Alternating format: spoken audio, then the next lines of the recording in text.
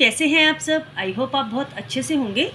बेटा, हमारी जो निबंध लेखन की सीरीज़ चल रही है, आज उसमें जो हमारा नया टॉपिक शुरू होगा उसका नाम है भाग्य और पुरुषार्थ। जैसा कि मैंने आपको लास्ट वीडियो में बताया था कि ये कुछ टॉपिक्स ऐसे हैं जो बिना सोचे समझे कभी भी आ जाते हैं और बच्चे इसकी तैयारी करके नहीं जाते इन टॉपिक्स पे, और अचानक से आ जाते हैं तो कंफ्यूज्ड हो जाते हैं।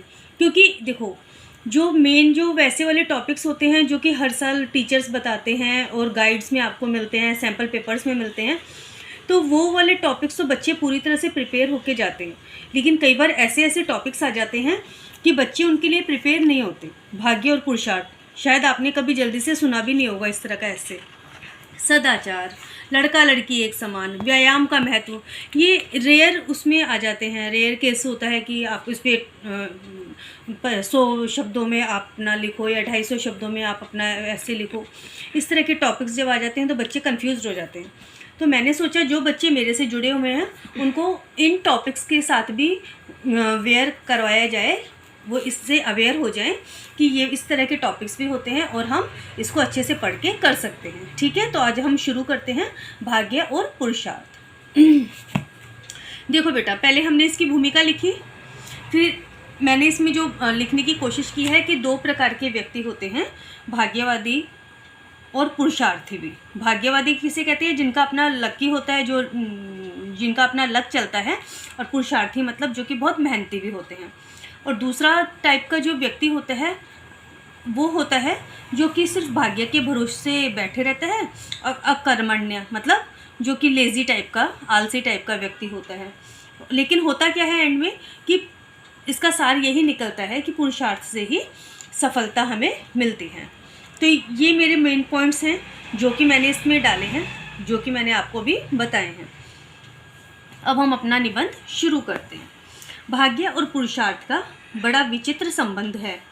कुछ लोग इस संबंध को मैत्री कहकर संतुष्ट होते हैं तो कुछ वैर विरोध। एक वर्ग कहता है भाग्य और पुरुषार्थ का चोली दामन का साथ है, तो दूसरा वर्ग कहता है कि इनका दूर का भी रिश्ता नहीं है। भाग्यवादी मानते हैं हमें जो मान सम्मान, लाभ, हानि एवं यश और अपयश मिल रहा है वह भाग्य के कारण ही है। कुछ लोग कहते हैं हमारे जीवन की समस्त उपलब्धियों का एकमात्र कारण हमारा पुरुषार्थ है। कम शब्दों में अगर हम इस बात को हम बोलना या समझना चाहें कि जो भाग्य के भरोसे रहने वाले व्यक्ति हैं वो कहते हैं कि भाग्य सब कुछ होता है, इसी से हमें यश अपयश, मान हानि या फिर सफलता असफलता मिलती है। लेकिन जो पुरुषार्थी लोग हैं, पुरुषार्थी वर्ग हैं, वो कहते हैं कि इन दोनों का तो आपस में कोई मेल मिलाप है ही नहीं, दोनों एक दूसरे के विरोधी हैं। अगर हम मेहनत करेंगे तो हमें सब कुछ मिल ही जाएगा। ठीक है, अगला पैराग्राफ देखते हैं। वास्तव में सौभाग्य और दुर्भाग्य मनुष्य की दुर्बलता के नाम है। पुरुषार्थ ही सौभाग्य को खींच लाता है, अर्थात जो व्यक्ति मेहनत करेगा उसके पास सौभाग्य आ ही जाएगा। बात भी ठीक है। मान लीजिए एक विद्यार्थी पूरे वर्ष अपने अध्ययन में जुटा रहा। उसने परीक्षा की तैयारी के लिए एक समय पाठ्य पुस्तकों के गंभीर अध्ययन में भी कसर नहीं उठा रखी, किंतु परीक्षा के दिन अथवा उसके आसपास या तो वह गंभीर रूप से अस्वस्थ हो जाता है या उसके परिवार में कोई ऐसी घटना घट जाती है जिसके कारण वह परीक्षा में बैठ ही नहीं पाता, तो उसका 1 वर्ष नष्ट हो जाता है। तब कहा जाता है उसका पुरुषार्थ किसी काम नहीं आया। इस प्रकार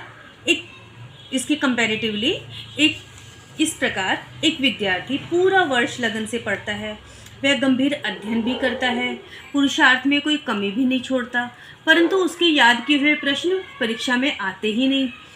तब ना तो उसका पुरुषार्थ ही काम आया और ना उसका भाग्य ही काम आया। ठीक, इसके ठीक विपरीत एक विद्यार्थी ऐसा भी है जो वर्ष भर तो कुछ पढ़ता नहीं है, परंतु ठीक परीक्षा के समीप कुछ चुने हुए प्रश्न याद कर लेता है और संयोग से वे प्रश्न ही परीक्षा में पूछे जाते हैं। ऐसी स्थिति में भाग्य तथा पुरुषार्थ के पक्ष तथा विपक्ष में क्या तर्क दिए जाएं? अब आप बताओ, उसकी किस्मत कहेंगे या उसका पुरुषार्थ कहेंगे कि उसने कुछ इम्पोर्टेंट क्वेश्चंस किए और जाके एग्ज़ाम में बैठ गया और वही क्वेश्चंस बाय चांस आ गए और उसके वो पेपर उसका क्लियर हो गया। वास्तविकता यह है कि जीवन में इन दोनों का महत्व है। भोजन के समय यदि भोजन प्राप्त हो गया तो भी हाथ से उद्यम यानी मेहनत के बिना वह मुंह में नहीं जाता। हाथ से भोजन को मुंह तक पहुंचाना पड़ता है। और बात यहीं समाप्त नहीं हो जाती, तब भी मुंह को हिलाना पड़ता है, अर्थात चबा चबा कर उस भोजन को अंदर निगलना पड़ता है, तब जाकर भोजन पेट तक पहुंचता है। तो ये सब किसके बिना? बिना मेहनत के तो अंदर खाना गया ही नहीं। तो इसके लिए मेहनत बहुत ज़रूरी है। स्पष्ट है कि जैसे एक पहिए से रथ नहीं चलता, वैसे ही पुरुषार्थ बिना भाग्य भी सिद्ध नहीं होता। अतः केवल भाग्य के सहारे रहना मूर्खता है। यथाशक्ति कुछ न कुछ पुरुषार्थ अवश्य करते रहना चाहिए। जो व्यक्ति पुरुषार्थ को छोड़कर सदैव भाग्य का ही सहारा लेता है, उसके मस्तक पर महल के सिंह की तरह कौवे बैठते हैं। सभी जानते हैं कि सामान्य स्थिति में शेर पर कौवे नहीं बैठ सकते। अतः कहा जा सकता है कि भाग्योदय की प्राप्ति भी उद्यम से ही होती है। वास्तविकता यह है कि भाग्य पुरुषार्थ का नियामक है और पुरुषार्थ भाग्य का।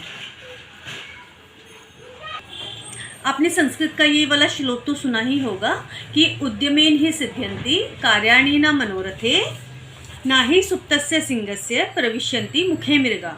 अर्थात सोते हुए सिंह के मुख में जो है कभी भी हिरन जो है अपने आप प्रवेश नहीं करता। उसको पकड़ने या उसको भोजन बनाने के लिए सिंह को जो है मेहनत करनी ही पड़ती है। तो उसी सिंह की तरह से हमें भी अपने विचारों को, अपने लक्ष्य को प्राप्त करने के लिए कड़ी मेहनत करनी ही चाहिए और हम भाग्य के भरोसे नहीं बैठे रह सकते। तो आज का ये टॉपिक मेरा समाप्त होता है बेटा।